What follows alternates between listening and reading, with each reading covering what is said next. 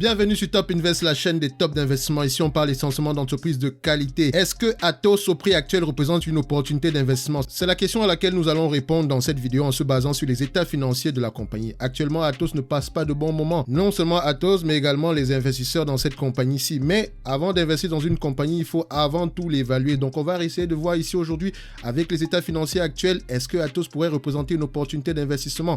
Donc, la première chose qu'on regarde, c'est la stabilité ou la croissance des revenus. Qu'est-ce qu'on a ici? On a une croissance des revenus ici. Donc, Atos, c'est une compagnie qui croît par acquisition. Généralement, quand vous avez une croissance par acquisition, peut-être que vous avez tendance à surpayer pour cette acquisition-là parce que les entreprises dans votre secteur d'activité savent que vous êtes là pour payer généralement parce que vous en avez besoin pour pouvoir croître. Donc, ça peut être une bonne chose comme ça peut être une mauvaise chose. Donc, parfois, quand vous faites juste des acquisitions, il faut également qu'on puisse voir au niveau des marges bénéficiaires si les marges sont stables ou bien également croissantes. Mais dans tous les cas de figure, pour le revenu, on cherche la croissance ou la stabilité. Maintenant, c'est à vous de savoir, elle est due à quoi? Est-ce qu'elle est organique ou est-ce qu'elle est inorganique? Donc, ici, c'est une croissance. Donc, on aime bien ce qu'on voit ici.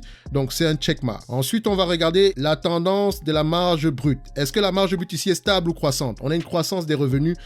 Mais au niveau des marges, voilà, on va se dire qu'il y a une décroissance parce qu'entre 2010 et 2020 et 2021 ici aujourd'hui, on a une décroissance avec un pic aux alentours de 2017. Vous, en tant qu'investisseur, vous devez vous poser la question, mais pourquoi est-ce que Atos, qui a des revenus qui sont croissants, pourquoi est-ce qu'elle a des marges qui sont décroissantes? Surtout la marge brute, alors qu'ici, le revenu sur cette période-ci est presque stable. D'accord? Donc ça, je n'aime pas ça, mais je peux déjà voir ici que bon, peut-être que c'est lié aux acquisitions, ou bien c'est peut-être lié à la période actuelle. Donc si on prend en considération le Covid, mais dans tous les cas de figure, même si on prend en compte le Covid, on a quand même 6 points de différence ici. Pourquoi est-ce qu'on a 7 points de différence là? Mais il faut toujours mettre en relation la marge brute avec la marge EBITDA. Donc on veut voir s'il y a la même tendance également. Donc on continue. Au niveau de la marge EBITDA, surprise, on est plutôt stable, d'accord? C'est vrai qu'on a un pic ici aux alentours de 2017 qui représente le même pic au niveau de la marge brute. Mais voilà, on va se dire qu'on a une certaine stabilité ici. Donc, en date de 2021, voilà, Atos rencontre quelques soucis, mais voilà, ils arrivent à se gérer. Si on prend par rapport à la période de 2010 jusqu'à 2021, on a plutôt une stabilité. On a connu des jours meilleurs, mais bon, c'est tout à fait correct. On va mettre ça un checkmark. Là, présentement, on peut pardonner au niveau de la marge brute ici. On peut voir que, voilà, ça peut être lié à une nouvelle loi comptable ou bien... Il y a beaucoup d'explications par rapport à ça, mais vous devez lire les rapports financiers pour avoir la véritable réponse, mais ne laissez jamais ce genre de variation sans réponse. Maintenant, on va regarder la stabilité du bilan. Est-ce qu'on a une dette nette sur EBITDA inférieure ou égale à 5? Ici, on a une dette nette sur EBITDA inférieure à 5. C'est exactement ce qu'on a ici. On a une au niveau de 2, donc on aime bien ça, donc c'est inférieur à 5. Donc c'est un checkmark. On arrive à voir que c'est une compagnie qui croît par acquisition, mais elle arrive à gérer sa dette tant bien que mal. C'est tout à fait correct ce qu'on voit ici, donc c'est un checkmark. Maintenant, combien est-ce que vaut cette entreprise en date d'aujourd'hui? Nous avons vu que le revenu est croissant. La marge brute, voilà, ça peut aller. La marge EBITDA, c'est correct. Au niveau de la dette, c'est bon. Maintenant, est-ce qu'au prix actuel, donc le prix actuel qui est de 29 € l'action, est-ce que Atos représente une opportunité d'investissement? Donc, pour faire simple, on va se dire qu'on est à 30 € l'action. D'accord? C'est plus facile comme ça. Ici, on voit que la moyenne pour la valeur d'entreprise sur EBITDA est de 5,59, alors qu'en date d'aujourd'hui, on est à 5,04. D'accord? Je ne prends pas en considération la croissance ici. Donc, on va se dire que durant les 5 prochaines années, Atos ne va pas avoir de croissance. Ils sont plutôt à 0. Donc, voilà. Si on a une valeur d'entreprise sur EBITDA aux alentours de 5,59, d'accord? Il faut essayer de comparer également la valeur d'entreprise sur EBITDA par rapport aux entreprises qui sont dans le même secteur d'activité pour essayer de voir est-ce que cette entreprise qu'on appelle Atos n'est pas plutôt dépréciée depuis de longues années. Dans tous les cas de figure, on peut déjà voir ici qu'on a une borne supérieure aux alentours de 8 fois les EBITDA, on a une borne inférieure aux alentours de 4 fois les EBITDA, donc voilà. La moyenne ici, c'est 5,59, donc on va se dire 6, donc la moyenne est à ce niveau. Maintenant, on va aller regarder au niveau du prix, qu'est-ce que ça donne. Alors, ici, si on prend la marge EBITDA ici à 10%, 10% de 10 milliards, d'accord? Je vais arrondir à 10 milliards en termes de revenus, ça donne 1 milliard ici. Donc, 1 milliard multiplié par 6 fois les EBITDA, qui est notre moyenne ici. Donc, 6 fois les EBITDA, ça donne combien ici? Ça nous donne un prix de 38 € l'action. Donc, l'entreprise est sous-évaluée de 24%.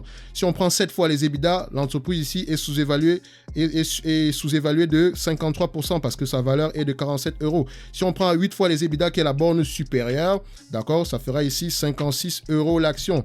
Moi, personnellement, je plancherais plutôt au niveau de la borne à 7 fois les EBITDA ici. Donc, au prix actuel de 30 €, Atos est sous-évalué.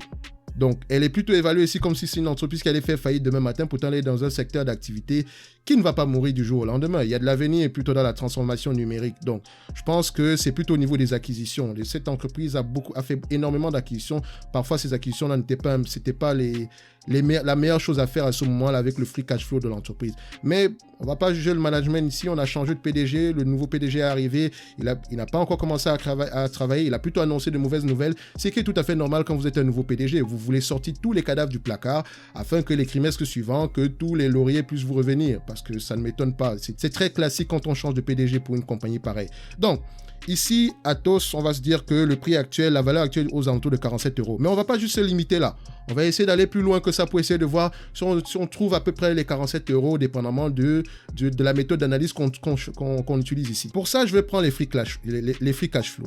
Ici, je cherche la marge des free cash flow ici. Donc, la marge nette des free cash flow ici est aux alentours de, on va se dire, 5%.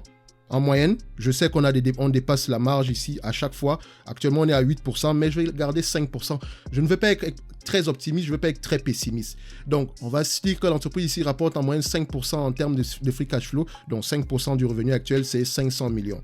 Donc, au niveau du PER ici, quel est le PER moyen ici? Le PER moyen aux alentours de 11, donc on va se dire 12 ici, donc à ce niveau-ci, le PER moyen est à ce niveau-ci avec une marge supérieure aux alentours de 15 fois les bénéfices et une marge inférieure, voilà, à ce niveau-ci. Donc, Atos ici s'échange à des PER inférieurs à sa moyenne. Donc, ce qui nous conforte à l'idée de dire que l'entreprise est sous-évaluée. Et encore une fois, j'ai pris ici des marges de free cash flow inférieures à ce que Atos connaît en ce moment. Ils ont 8% de marge, pourtant je prends 5% de marge. Donc, encore une fois, je suis assez pessimiste. Maintenant, qu'est-ce que ça donne en termes de chiffres? Ici, j'ai les PER. PER base 10, PER base 15, PER base 17 fois les revenus ici. Donc, 10 fois 5% du revenu ici, c'est 5% du revenu, c'est 500 millions. Donc 10 fois 500 millions, ça fait 5 milliards. 5 milliards moins la dette nette ici qui est de 1 milliard 800, donc 1 milliard 793 divisé par le nombre d'actions. Donc Atos, ça nous donne ici en date d'aujourd'hui 29 € l'action. Donc l'entreprise a 10 fois les bénéfices, à 10 fois les free cash flow. L'entreprise est correctement évaluée. À 15 fois les free cash flow, qui est notre borne supérieure, l'entreprise est sous-évaluée. D'accord? Donc, la valeur serait plutôt de 51 millions d'euros. Excusez-moi. La valeur serait plutôt aux alentours de 51 € l'action. Et à 17 fois les free cash flow, donc notre borne très, très supérieure, l'entreprise serait évaluée à 60 € l'action. Donc, moi, je planche plutôt à ce niveau-ci, 51 € l'action. C'est très proche du 47 € l'action qu'on avait plus haut ici. Donc, c'est tout à fait correct ce que je vois ici. Donc, encore une fois, ça nous conforte à l'idée de dire que Atos est sous-évalué. Et encore une fois, je vous rappelle que j'ai pris comme marge de free cash flow 5%, alors que la marge actuelle est de 8%. Donc, j'ai laissé près de 300 millions sur la table. 30 € l'action pour cette entreprise, je dirais, voilà, ça vaut bien 1% de mon capital.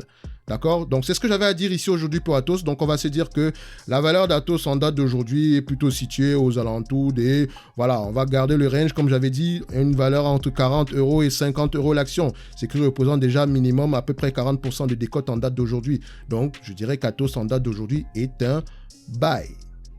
Donc, c'est tout ce que j'avais à dire par rapport à Atos en date d'aujourd'hui. On se donne rendez-vous à la prochaine vidéo. Merci.